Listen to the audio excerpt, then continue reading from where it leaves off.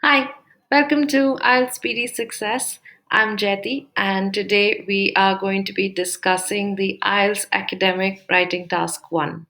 So, we are going to be discussing what is the task about, which is actually a report writing or writing a summary of the given information. What are the strategies you need to adopt to successfully complete this task? And lastly, what are the tips and techniques that we are going to give you so that you can get that perfect score? Now, if you're new to our channel, please do like and subscribe at the end of this video. And if you wish to see more tips and techniques by us regarding the IELTS and the PT exam, then you can follow our channel or write to us or visit our Facebook or Instagram page for more updates on the IELTS and PT exam. And in case you wish to sign up for a course, feel free to write us an email or text us, and we will be happy to help you out with it. So let's begin with what is the task about? Now, in the academic writing task 1, you are expected to write a report about a given information from mostly from a diagram in front of you. You are expected to write a summary or a report.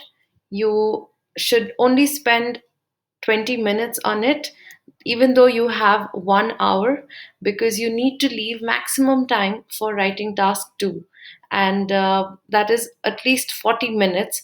Therefore, you should always try and complete writing task 1 in less than 20 minutes. You are expected to write a minimum of 150 words, and you should not go beyond 200 ideally. But if you do not write a minimum of 150 words, you will be penalized for it. You must follow the instructions given to you in the question and only do what they have asked you to do. The task will mostly require you to describe visual information or representation in your own words. This could be a graph, a chart, a diagram, some particular process, etc. So, what are the writing strategies you need to follow in order to do well in this task? All right. So, always do you must start this task by reading the question a couple of times and then start noting down keywords. Keywords are essential so that you can summarize your answer in a proper manner by not missing out the important words. You don't really have to focus on details in terms of numbers or figures always, but just getting the overall gist correct is what is important. Ideally, don't write more than 2 to 4 paragraphs. Anything longer or shorter than this will not result in an ideal answer. An introduction is not required unless you are maybe asked to give one, but paraphrasing what is given is very important. If you simply repeat what is given in the question, it will not get you any marks. Check if the conclusion is required. If your task does not specifically ask you to write a conclusion, then you do not need to write one. Don't use your general knowledge to make assumptions and write answers. Only follow what is given in your diagram. If they have not given a particular kind of information, but you feel it should be written down, don't do that. They are only expecting you to write what information they have provided to you and summarize that. Avoid writing any headings or bullet points. The answer has to look like a report or a summary of the information given to you.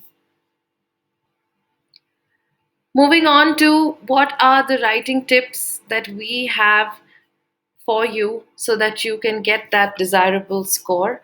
Here at IELTS PD Success, we have derived certain tips and techniques for you to use and implement while you are practicing and then in your exam so that you can get the best possible score.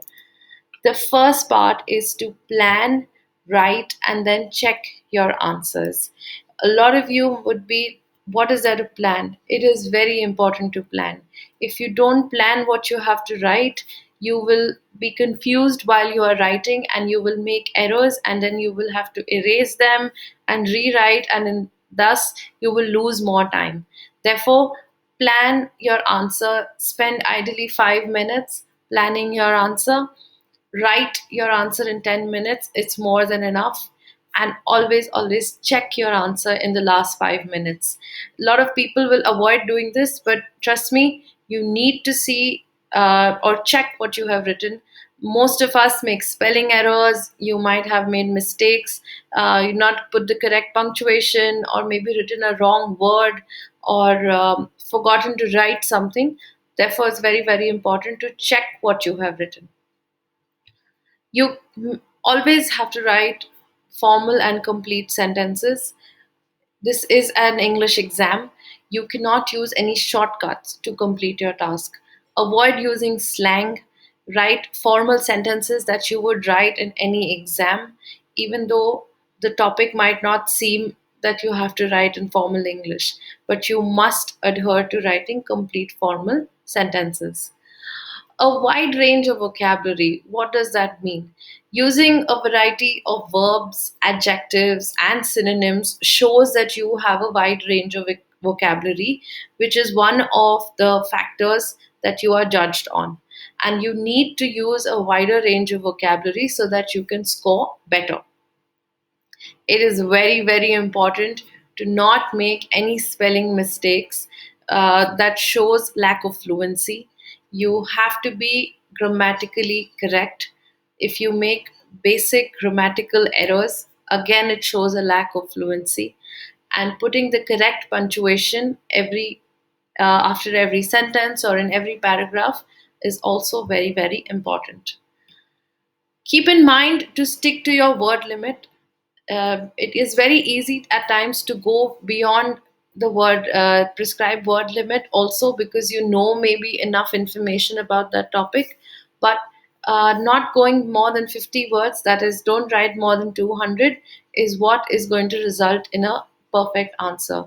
So aim at writing somewhere around 160 to 180 words to be on the safer side.